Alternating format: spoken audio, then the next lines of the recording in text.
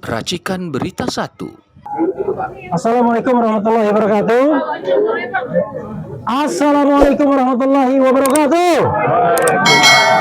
Kawan-kawan semua media massa, kawan-kawan media sosial dan semuanya, pertama-tama kami mengucapkan terima kasih yang sebesar-besarnya sudah berkenan menunggu kami. Ini tim namanya Bala RRT, yaitu Barisan Pembela Roy, Rismond, dan Tifa atau Dr. Tifa. Karena memang kuasa yang diberikan kami Bala RRT itu hanya kepada 3 orang saja, ya, dari 3 orang, bukan kepada 3 orang, dari 3 orang saja, yaitu prinsipal yang merupakan klaster kedua yang akan masuk sesungguhnya pada pukul 14.00. Tetapi karena klaster pertama belum selesai, maka kita bisa gunakan kesempatan ini untuk melakukan press conference. Jadi mereka ini datang menghormati undangan dari Polda Metro Jaya. Karena de facto yang menyampaikan permohonan itu ada 2 tim Egy Sujana, penasihat hukumnya, dan kemudian tim TAKA, tim advokasi anti kriminalisasi akademisi dan aktivis. Pada waktu itu Rismond Sianipar masih menjadi bagian dari tim itu. Tetapi dalam perjalanannya ternyata ketiganya ingin bersatu kembali. Dr. Tifa yang sebelumnya memang sudah tidak masuk tim itu kira-kira 5-6 bulan yang lalu, kemudian bersatu kembali dan kemudian membentuk tim baru yang namanya Bela RRT. Bagaimana dengan tim yang lama? Tim yang lama tetap bekerja sesuai dengan mandatnya. Makanya kan tadi kan Roy Suryo tetap tidak gampang juga untuk membagi dirinya kan, karena separuh di tim ini, separuh lainnya di tim yang lain. Tetapi yang ingin kami pastikan adalah kita bersinergi.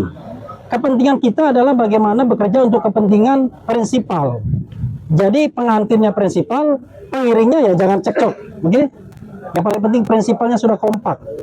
Dan kita sudah beberapa kali membuat press conference di mana 3 prinsipal itu hadir, termasuk tadi sesungguhnya. Kami minta maaf karena undangan kami ternyata tidak sampai ke rekan-rekan sekalian, gara-garanya saya tidak tahu nomor handphone kalian.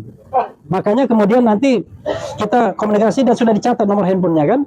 Oke. Untuk menyingkat waktu, maka saya akan memberikan kesempatan pertama kepada Rismond Sianipar untuk memaparkan apa yang ingin dia sampaikan, aspirasi dia dalam GPK, yaitu gelar perkara khusus. Silakan, ya, Bang Rismond. Terima kasih rekan-rekan media. Maju. Ya. Ya, rekan-rekan media. Ya, hal pertama yang ingin saya sampaikan pada gelar perkara khusus pada 15 Desember 2025 ini adalah kami berharap ya yang sama tidak terjadi pada gelar perkara khusus di Barreskrim pada 9 Juli 2025, yaitu ijazah analog dari Pak Joko Widodo tidak ditampilkan, transkrip nilai tidak juga ditampilkan, dokumen pendukung KKN juga tidak ditampilkan, dan satu pun pada saat itu tidak ditampilkan. Dokumen analog apapun, baik yang analog maupun digital, itu tidak ditampilkan. Mudah-mudahan hal tersebut tidak terjadi lagi hari ini. Ya, jadi kami akan mendengarkan dulu ya kajian-kajian dari para ahli dari Polda Metro Jaya maupun dari pihak Pak Jokowi yang menuduh kami mengedit, memanipulasi dengan cara yang tidak ilmiah. Oleh karena itu kami juga meminta untuk membantahnya, karena kami telah membuktikan juga, dan kami ya meminta dan membawa 2 ahli ya, Dr. Ridho Rahmadi dan Profesor Tono Saksono untuk menjelaskan bahwa apa yang kami lakukan, kajian kami adalah sesuai dengan kaidah-kaidah ilmiah dalam rumpun ilmu digital image processing. Oleh karena itu kami ingin ada argumentasi yang seimbang sehingga para penyidik maupun pengawasan penyidikan ataupun pihak eksternal bisa menentukan sikap selanjutnya setelah gelar perkara khusus ini dituntaskan. Terima kasih. Jadi 2 ahli ya. Ya, keduanya berkaitan dengan digital image processing dan artificial intelligence. Data medis. Oke. Nah, gimana kalau misalkan ada tunjukkan, karena kan kalau misalkan dari klaster yang satu tadi informasi yang kami dapatkan dari Mas Polri Indonesia juga belum ditampilkan kan? Ya, kekecewaan kami berarti sama ya. Kekecewaan kami sama. Bagaimana mungkin seseorang 8 orang ini ya dijadikan tersangka, tetapi alat bukti namanya atau kausa primanya, yaitu ijazah analog Joko Widodo itu tidak ditampilkan. Terus berat.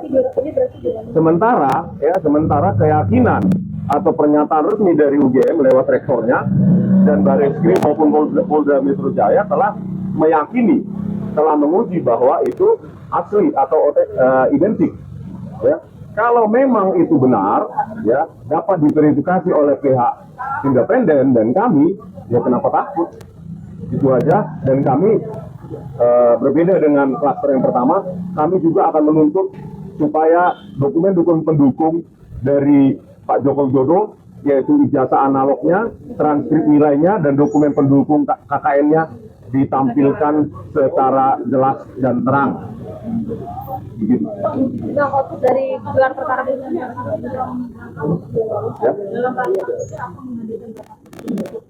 Dua ahli. Dua ahli. Ya, kan selama ini dalam proses keputusan penersangkaan kami itu kan didasarkan pihak ya, ahli yang dihadirkan di Polda Metro Jaya yang diperiksa atau diambil keterangannya di depan penyidik. Sementara ahli dari kami itu belum didengarkan keterangannya. Ini kan keilmuan. Keilmuan artinya saintifik, artinya terbuka. Ya, tidak sepihak. Bahkan seharusnya ini sebenarnya bukan di proses hukum, harusnya ini diselesaikan di seminar ilmiah internasional maupun nasional. Oke, nah Dokter Tifa ya, gantian ya. Gantian ya. Oke, ya. Ya, baik, terima kasih rekan-rekan wartawan semuanya. Jadi saya Dr. Tifa. Tengah-tengah. Jadi saya Dr. Tifa hadir ke sini semata-mata menghormati hukum yang ada di Indonesia ya, sesuai dengan undangan dari Polda Metro Jaya. Saya sesungguhnya secara langsung tidak berkaitan dengan undangan tersebut. Karena sekali lagi ini agar masyarakat Indonesia juga paham bahwa gelar perkara khusus ini atau GPK ini diminta oleh dua tim ya. Tim yang pertama adalah tim hukum, kuasa hukum advokasi anti kriminalisasi akademisi di mana saya bukan klien mereka ya. Kemudian yang kedua adalah tim pembela ulama aktivis yang dipimpin oleh Profesor Egi Sujana. Itu juga saya bukan klien mereka. Tetapi saya pada saat wajib lapor hari Kamis bertiga diberikan surat. Nah, saya bertanya, saya akan hadir di GPK ini relevansinya sebagai apa? Karena sudah diketahui bahwa GPK yang pertama di tanggal 9 Juli 2025 terkait dengan kasus ijazah Joko Widodo ini juga, saya diundang untuk ikut menjadi ahli. Kami bertiga pada waktu itu, saya, Roy Suryo, Rismon Syanipar, dan satu lagi ahli pidana, Dr. Muhammad Taufik itu diundang sebagai ahli. Jadi jelas ya, legal standing saya pada saat GPK pertama itu jelas. Tetapi untuk yang kedua ini, GPK yang kedua ini, legal standing saya juga tidak jelas. Nah, oleh karena itu maka ini adalah itikat baik saya. Tetapi saya melihat bahwa GPK ini sebagai sebuah peluang bagus untuk masyarakat Indonesia, agar kami 8 orang tersangka ini menjadi wakil dari sekalian semua rakyat Indonesia, untuk sekali lagi menuntut ataupun meminta sebuah dokumen yang sudah 11 tahun menjadi bahan pertanyaan dari rakyat Indonesia, bahkan membuahkan 2 korban yang dipidana, yaitu Pak Bambang Tri dan Gus Nur ya. Untuk diketahui juga bahwa seandainya pada hari ini GPK kali ini ijazah tersebut yang sudah ada saksinya ya, bahwa ijazah itu ada di Polda Metro Jaya, sudah ada 3 saksinya. Yang pertama adalah kesaksian dari Bapak Joko Widodo sendiri pada tanggal 24 Juli 2025. Beliau ketika itu dengan alasan sakit, dengan alasan kesehatan, beliau diperiksa oleh Polda Metro Jaya di Solo. Di kediaman beliau menyatakan bahwa ijazah tersebut disita oleh Polda Metro Jaya. Artinya memang ijazah tersebut seandainya ada di sini, ada di kantor ini. Kedua adalah kesaksian dari Polda Metro Jaya sendiri yang menyatakan bahwa ijazah sudah ada di Polda Metro Jaya. Itu kami. Dan yang ketiga adalah kesaksian dari pemeriksa kami pada saat kami menjadi tersangka. Kami tanya apakah ijazah Joko Widodo ada di Polda Metro Jaya, mereka mengatakan iya ada. Nah, jadi artinya pada hari ini tidak ada alasan sedikit pun bagi Polda Metro Jaya untuk tidak menunjukkan kepada kami. Karena kami ini warga Indonesia, warga negara Indonesia dilindungi oleh undang-undang, melakukan hak kami sebagai peneliti dan sebagai warga negara untuk memberikan pertanyaan, dan kami ini dikriminalisasi dengan pasal-pasal yang sangat berat. atas dasar hak warga negara, atas dasar hak kemanusiaan, sebaiknya Polda Metro Jaya menyampaikan kepada kami supaya ini semua menjadi jelas. Jadi apabila pada hari ini ijazah tersebut tidak juga disampaikan, ditunjukkan kepada kami, maka kami akan bertanya apa artinya GBK ini diselenggarakan.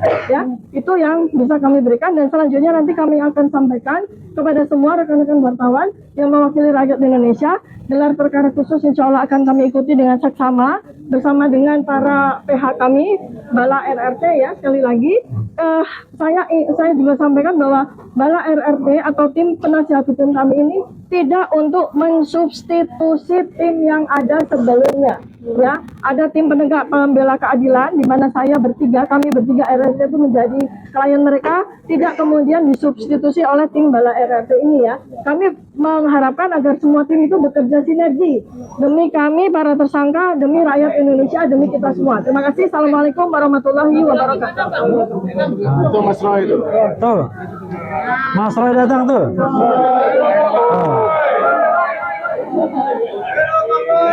Masuk. Tas saya aman kan bang? Aman tadi di Tas ini. Oh.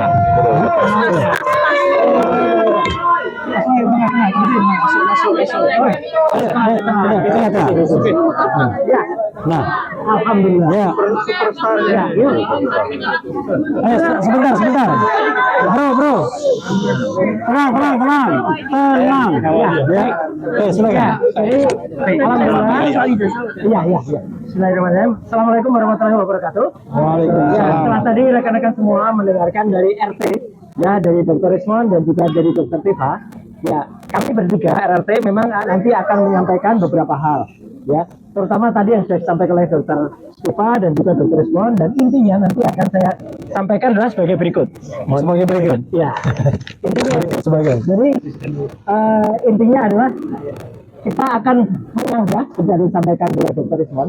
Kenapa kami ini ditersangkakan dengan dua pasal yang sangat berat, yaitu pasal 32 dan 35 Undang-Undang ITE, yang mana ironisnya saya selaku pembuat pasal itu. Sangat khawatir yang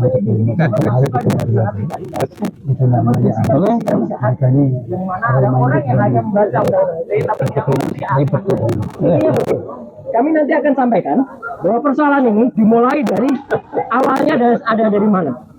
Orang yang membuat persoalan ini jadi gaduh adalah orang yang kausa prima atau penyebab pertamanya adalah Joko Widodo sendiri, yang pada tahun 2013, tepatnya tanggal 28 Juni, bertempat di salah satu kampus, ya, mengaku dengan sendirinya bahwa IP dia tidak ada dua atau kurang dari dua, dan itu tidak pernah diralat sampai dengan sekarang. Dan itu selalu kita mendengar berbeda-beda. Pada saat gelar perkara di Mabes Polri, kita mendengar data katanya IP-nya ada yang bilang 3,5, ada yang IP-nya 2,5 dan lain sebagainya. Dan terakhir kita bilang rektor sini mengatakan IP-nya 2,5 atau lebih sedikit, atau standarnya minimal 2,5. Ini kan aneh. Jadi dialah, kalau mau ditanya siapa penyebab gaduh, dialah yang penyebab gaduh. Kemudian apa? Persoalan ini dimulai dari ketika kemudian disebabkan oleh karena dilakukannya pasal 32 dan 35. Secara detail pasal 32 dan 35 Undang-Undang ITE ada di sini.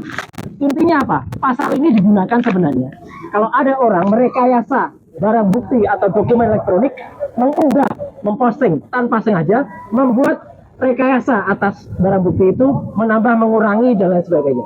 Pasal 35 adalah orang yang kemudian membuat barang bukti elektronik yang tadinya tidak asli, kemudian dibuat asli. Nah ini kan lucu. Kalau kami dikenakan pasal 35, berarti memang barang elektroniknya itu tidak asli. Kemudian kami disangkakan membuat itu asli. Ini kan aneh ya. Jadi makanya kami nanti akan men-challenge ya, seperti kata Dr. Rismon tadi, akan men-challenge digunakannya pasal 32-35. Kenapa ini perlu? Karena ada beberapa peristiwa sebelumnya. Peristiwa pada tahun 2022, ketika Dr. Sigit Sunarta ini sah, dia adalah dekan Fakultas Kehutanan. Dia menunjukkan fotokopi di Fakultas Kehutanan. Oke, dia tidak layak, dia sah-sah saja karena memang dia punya kapasitas dan juga untuk menunjukkan yang ditujukan hanya kopinya. Nah, menariknya pada tanggal 1 April 2025, seorang kader partai Gajah, cocok Gajah, nggak punya ijazah, ya, itu namanya Dian Sandi Utama, memposting pada tanggal 1 April dengan dia mengatakan, buat kalian sudah tenang lebarannya, ini saya pakai uang asli. Ini asli, dia bilang gitu. Padahal sebenarnya ini tidak asli. Kenapa? Bahkan dia layak digunakan di pasal 32.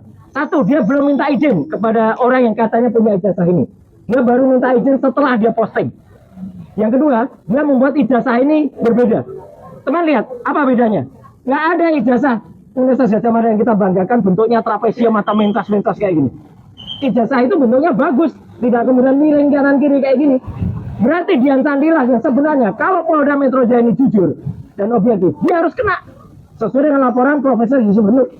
Dian Sandi itu sudah dilaporkan oleh Prof Yusuf Nur, tapi tidak digunakan apa-apa, kan aneh, ya gitu. Nah yang kedua, pada acara Rakyat Bersuara di salah satu TV tanggal 19 dan atau 25 November yang lalu, ada orang lain namanya Andi Aswan. Bukan ada di sini orangnya, ya.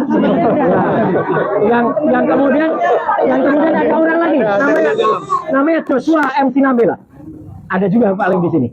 Yang dia kemudian di salah satu TV itu, dia menampilkan ini scan ijazah asli, padahal itu bohong. Dia hanya melakukan rekonstruksi citra, kalau kata Dr. Yeswan, atau melakukan modifikasi terhadap filenya Dian Sandi tadi. Jadi jelas ini filenya sama, hanya direkayasa.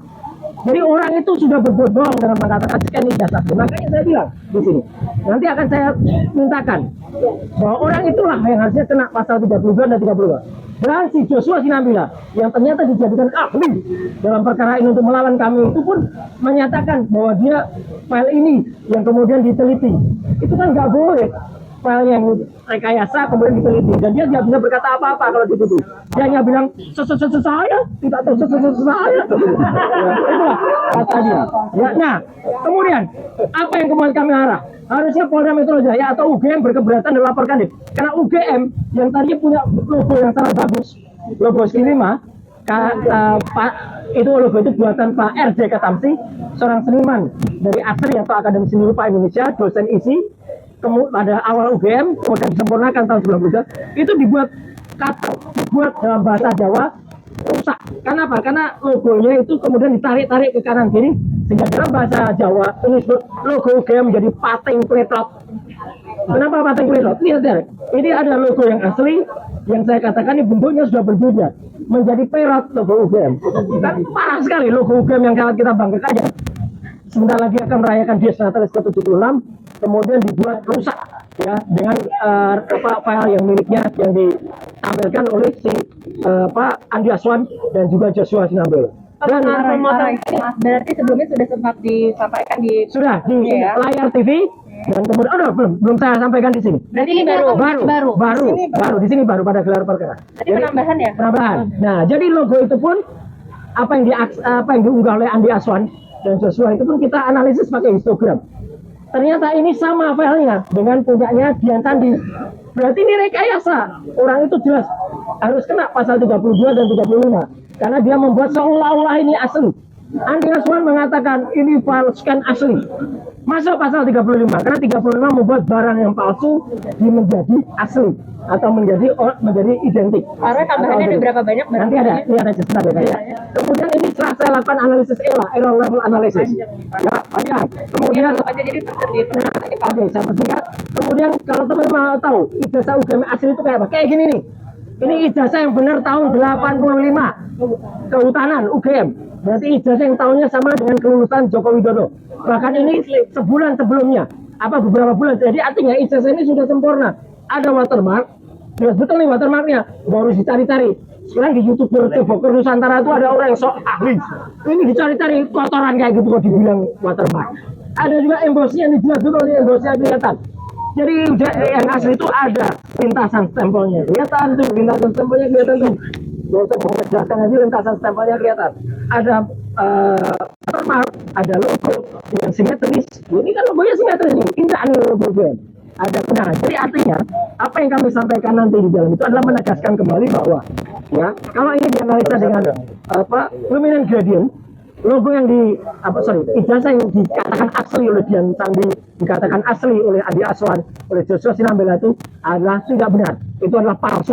Jadi artinya sekali lagi kami menegaskan dengan perbandingan yang dulu pernah juga kami ingatkan, karena ini dulu kami tampilkan di Mabes Polri, perbandingan ijazah Jokowi dengan 3 ijazah sebanding lainnya.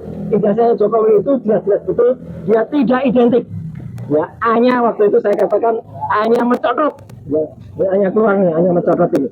Dengan ijazah nomor 1115 Surono Jiwo, 1116 almarhum Hari Mulyono, 1117 Sri Murtiningsi. Kesimpulannya ya, sebelum kita juga mengatakan sekali lagi, saya Dr. Tifa, Dr. Respon itu pegang primary evidence. Waktu itu tanggal 15 April 2025 di kampus UGM. Kami memegang skripsi. Dan demi Tuhan, demi Allah, dalam skripsi itu tidak ada lembar pengujiannya. Jadi kalau tiba-tiba ada lawyer mengatakan ada lembar pengujiannya di luar, mana ada skripsi lembar pengujiannya di luar, jatuh. Tidak ada, itu berarti lembar pengujiannya palsu. Tidak ada. Bahkan nama Profesor Dr. Insinyur Ahmad Sumitro pun waktu di dalam ini namanya masih Dr. Insinyur Ahmad Sumitro. Benar itu, karena itu November 85. Profesor Ahmad Sumitro itu baru dikukuhkan jadi guru besar itu adalah Maret 86. Nggak mungkin 85 sudah disebut profesor. Nah, jadi kami menempelkan nanti ada beberapa kesimpulan, antara lain apa? Kami sama sekali tidak layak disebut kami merekayasa, mengubah dan lain sebagainya di pasal 32 dan 35 Undang-Undang ITE. Justru ada orang-orang yang seharusnya kena. Siapa dia? Itulah Dian Sandi, dialah Andi Aswan, dialah Joshua Sinambela, dan orang-orang lain, para termul-termul ini yang kemudian malah membuat ini direkayasa. Dan kami juga menegaskan beberapa poin yang ada. Jadi intinya itu, kami akan mengingatkan semoga gelar perkara khusus ini benar-benar objektif dengan dukungan doa dan support dari teman-teman semuanya, terutama juga dari teman-teman media. Ya, kami berharap Polda Metro Jaya bisa benar-benar memanfaatkan forum ini untuk memperbaiki citranya. Ya, citra Polda Metro Jaya bisa terserah apa yang nanti akan dilakukan oleh Polda Metro Jaya. Kalau mereka memang benar-benar akan meneruskan kasus ini dengan membuat kami pidana, maka kami akan challenge pada kesempatan ini. Dan jangan biarkan kemudian ada orang-orang yang memang sudah terpidana, misalnya ada yang sudah dipidana oleh Polda Metro Jaya 6 tahun yang lalu masih bebas seperti sekarang. Itu namanya Silvestre termasuk tidak. Ya gitu. Jadi insyaallah itu dari saya. Sekian, terima kasih. Wassalamualaikum warahmatullahi wabarakatuh. Waalaikumsalam warahmatullahi wabarakatuh.